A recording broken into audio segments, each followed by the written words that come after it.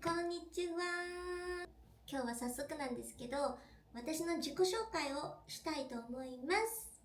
イエーイ。なんで今日は自己紹介しようかなと思ったかっていうと、まず私、本が出るんですね。で、その本に、たくさんの私の考えだったりとか、思いが書かれているんですけど、それを読む前に、多分より一層みんなが私のことを知ってもらった方が、もっとその言葉に重みが出るんではないかなって思って、今日は隠された私の過去を皆さんにお伝えしようかなと思います。なんで今まで話してこなかったかっていうと、実は隠してました。なんで隠してたかっていうと、そうだな、みんな私に興味ないだろうなと思ってたのもあるし、あとやっぱり私の話よりみんなのためになるものを発信した方がいいって思ってたから、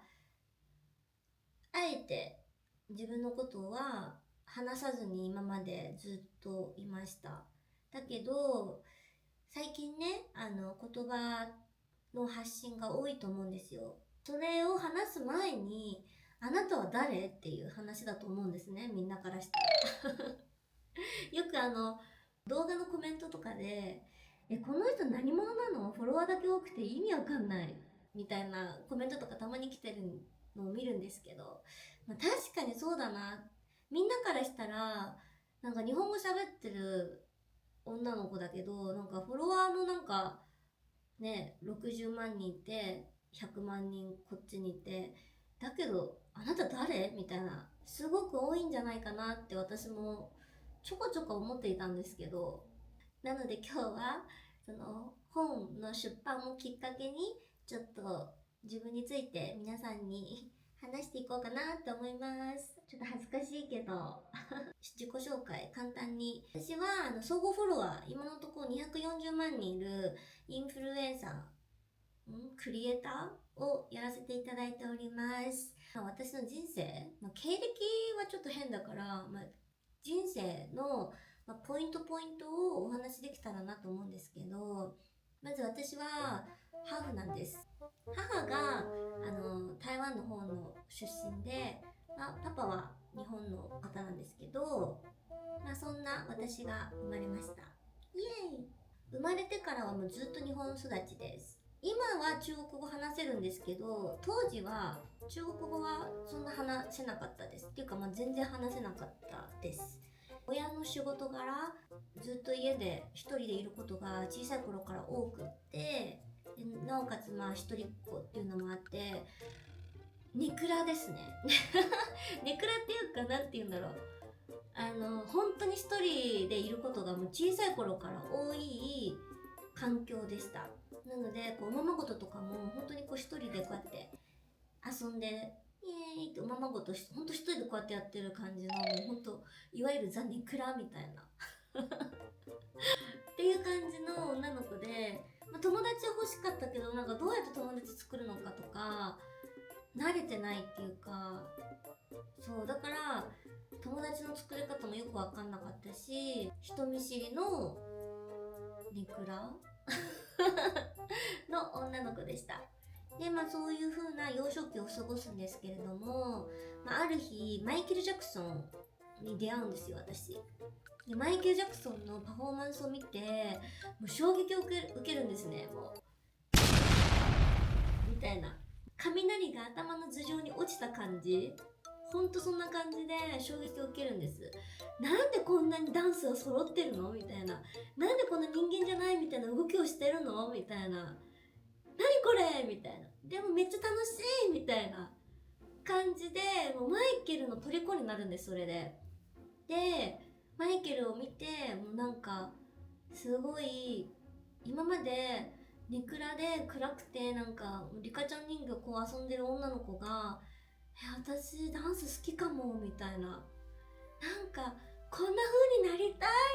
って思うんですよ、急に。本当不思議ですよね、人間ってとりあえずでもマイケルになりたい、マイケルになりたい、ダンスしたい、ダンスしたい、なんかしたいみたいな毎日を過ごすんですね。で結局私は安室奈美恵さんと同じ事務所に所属をさせていただけることになるんです。で当時ね、歌って踊る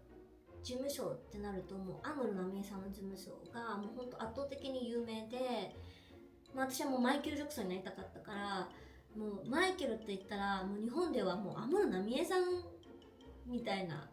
なんかちっちゃい頃はもうそういうなんかよくわかんないけど、そういうなんか一致したんですよね、多分。まさかのその事務所に自分が入れるみたいな、もう奇跡みたいな感じ。自分の夢と目標が見つかっ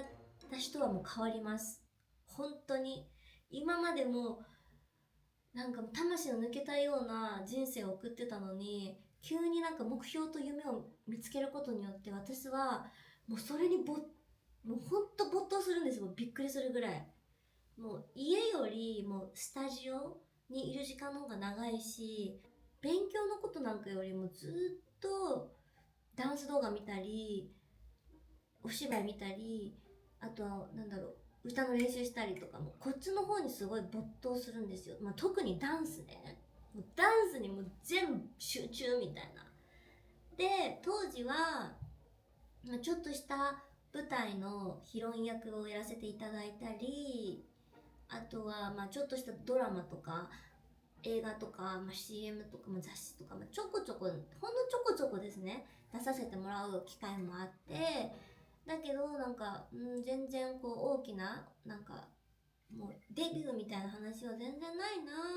この先人生どうなるんだろう私って思いながら、でも頑張りながらこう毎日レッスンをしていくんです。ある日ですね、ダンスユニットとしてデビューしませんかっていう風に声がかかるんですね。もう待ちに待った、やっとライブとかなんかステージ出れるんだみたいな感じで、もうすごい嬉しかったのを覚えてます。3人組のユニットなんですけど、私が一番、年下で、新人みたいな。私以外の2人はもうすでにデビューもしていたし、なんならこうレコード大賞とかなんか撮ってたりとか、あとはもう映画の主演とかされてたりとか、もう全然私とはね、天と地の差なんですよね。私が新人で、お二人は芸能界の大先輩だったんですね、当時。で、まさかこの3人でユニット組ませてもらえるなんて、みたいな感じだったんです。で、頑張ってレッスンもしてたんですけど、うまくいかず、私がちょっと芸能界から一旦離れようと思って、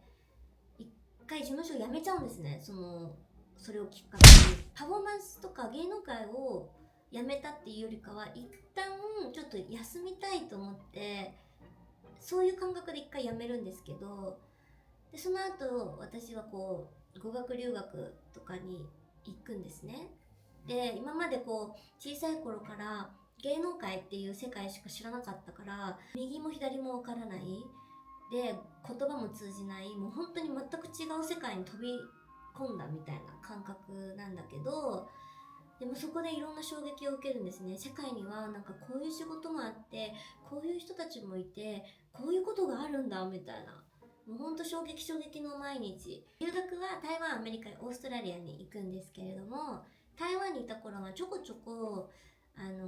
芸能界は別に諦めたわけではなかったので、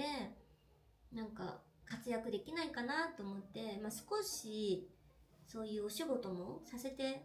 もらう機会があったんですね。そこでいろんなことがまた起きて、これはちょっと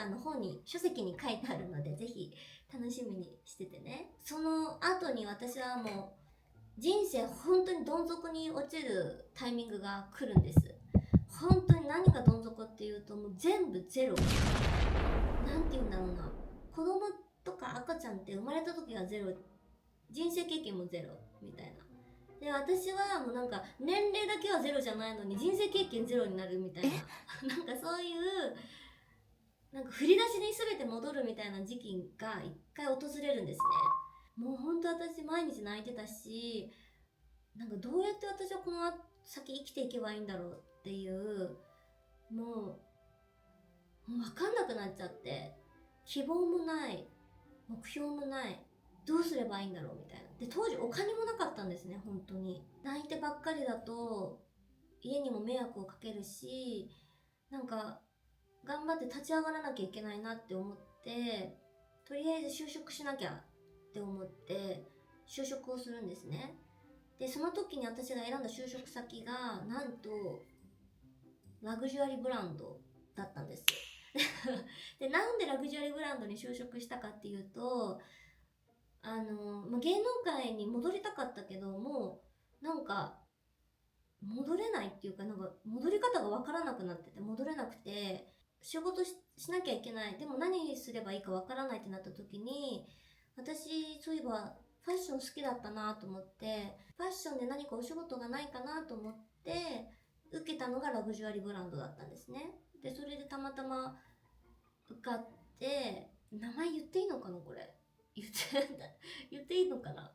もちろんある程度年月をかけてこの3つのブランドで経験を積むことになります。当時その自分の大好きな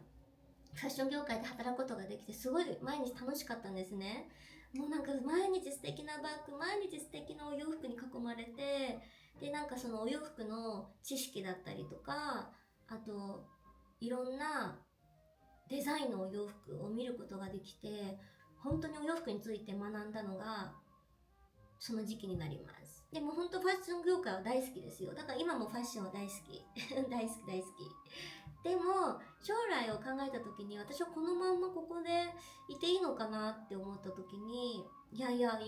私はなんかやりたいことがあるし、もっとマイケル・ジャクソンみたいになりたかったんじゃなかったっけっていう風に思い出すんですよ。で働いたことにもよって当時メンタルもだんだん落ち着いてきて、勇気を出して一回辞めるんです。で辞めた後にじゃあどうしようかってなった時に、とりあえず SNS をやろうかなってなって TikTok を毎日投稿始めるんです。で私もともとこうダンスとかの経験があったので毎日ダンス動画を投稿するんですけど、フォロワーもそんな増えずみたいな。中国語講座も始めるんだけど、それもなんかパッとせずで、ある日私ファッションチェックの動画を出したんですね。でそのフォーマットは私が考えたフォーマットで、オリジナルフォーマット。そしたらなんか大バズしたんですよ。なんかびっくりするぐらい。みたいな。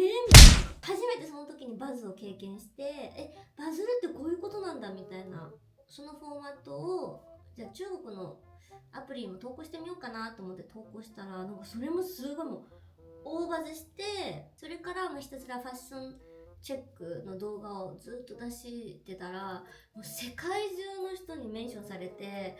もう世界中からのコメントが来て、初めてなんか動画がなんか世界一周してる感じ私を置いて動画だけ世界一周旅行に行ったみたいな感覚になって、なんか中国ではもうニュースになるぐらいのすごいなんか大きな現象になって、本当オリンピック選手の方だったりとか、中国で本当トップのインフルエンサーの皆様が私のフォーマットをみんな真似してくれるみたいな感じになって、それで私なんか知らない間に中国でめっちゃ有名人みたいななっちゃって、私が有名っていうかそのフォーマットが有名になっちゃったんですよね。で中国のウィキペディアみたいなのがあるんですけど、それにもなんか名前が載って、なんかどこから私の情報を探ったのかわからないんですけど、なんか私の情報が書かれてたりとかしてびっくり。なんかその月だけでいろんなことがありすぎて、なんかもうどうしたらいいかわからない状態になっちゃって、自分も。でもとりあえず毎日問い合わせは来るし、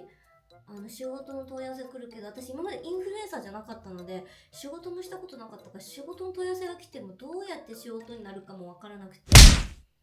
ていうのが1年ぐらい続くんですよ1年1年1年何してたのって感じでしょ。いやだからね、右も左も分からなくて、1年だから仕事になってなかったなってなかったかも。ギフティングでって言って全部ギフティングでもらってましたね。でも家にもう本当にもう壁一面の段ボールが積み上がっちゃって、もうなんかギフティングだけでなんか家がもうパンパンになっちゃった時期があったんですね。どうにかしなきゃと思っていろんな人に聞いたりいろいろ調べたりして、で少しずつお仕事になっていくんですね、そこから。でまあそこからですね、私のインフルエンサーのスタートは。私はインフルエンサーで生きていけるかもしれないって思って、で今に至るっていう感じですね。キャー、ちょっと説明下手下手かもちょっとみんなにうまく伝わってるといいんだけど、まあもちろんざっくり今話したんだけれども、この間にいろんなことが起きるんですよ。もちろんアルバイトも中間でしたりとか、いろいろ恋愛もしたりとかいろいろしていて、そのことを私今回出す本に書いてあります。書きました私の生い立ちがあるからこういう風な思いがあるし、こういう風な考えになったっていうのが、伝わればいいなと思って私のこういう生い立ちを話しました。まさかね、自分の生い立ちを話すなんて思ってもみなかったんですけど、でもこの私の人生の経験が今悩んでるみんなのためになればいいなと思って、今回は私の人生とか、恋愛とかについて話させていただきました参考になればいいなと思うんですけど、イエーイ、みんな多分いろんななんでがあったと思うんですけど、少しねこれでこういうことでこうだったのかってストーリーがつながれば嬉しいなって思います。という感じで今ね本をすごく頑張って書いているので、ぜひみんな楽しみにしててね。もしねみんながもっと聞きたいとかあればもっとみんなにシェアできると思うので、ぜひコメント欄で教えてね。じゃあ今日はこの辺で終わりたいと思います。See you next movie でお会いしましょう。イエーイ。